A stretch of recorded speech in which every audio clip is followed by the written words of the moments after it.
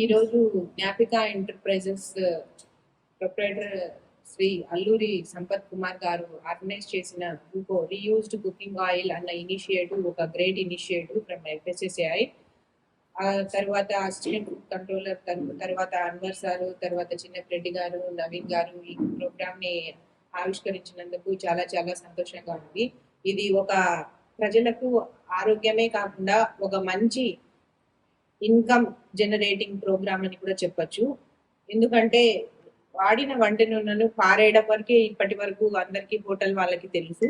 తర్వాత ఇదే నూనెని రీయూజ్ కూడా చేస్తున్నారు కొంతమంది. ఇలాంటి ప్రోగ్రామ్స్ ని కట్ చేసి వాళ్ళే వచ్చి క్యాన్స్ పెట్టి వాళ్ళే వచ్చి మీకు డబ్బులు ఇచ్చి తీసుకు వెళ్ళడం అన్నది అసలు ఇలాంటి initiative very very good initiative. ఇది ప్రజలలోకి కంప్లీట్ గా తీసుకెళ్లాలన్న ఉద్దేశంతో ఈ ప్రోగ్రామ్ ని ఈరోజు జరిపించడం జరిగింది. తర్వాత వచ్చేసి వాడిన వంట నూనె సేకరణ అనేసి వెహికల్స్ వస్తాయన్నమాట.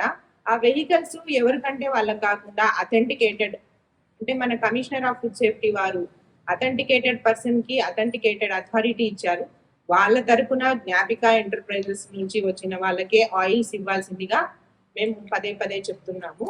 తర్వాత వచ్చేసి ఈ వాడిన వంట నూనె అంటే ఇది ఎందుకు, ఈ రూపో అన్నది పర్పస్ ఏంటి అంటే, మనము ఈ రూపో అంటే రీయూజ్డ్ కుకింగ్ ఆయిల్ ని మళ్ళీ యూజ్ చేయడం వల్ల ఏమవుతుందంటే గుడ్ కొలెస్ట్రాల్, మామూలుగా ఒకసారి వంట నూనెని ఉపయోగించడం వల్ల గుడ్ కొలెస్ట్రాల్ అన్నది ఫామ్ అవుతుంది.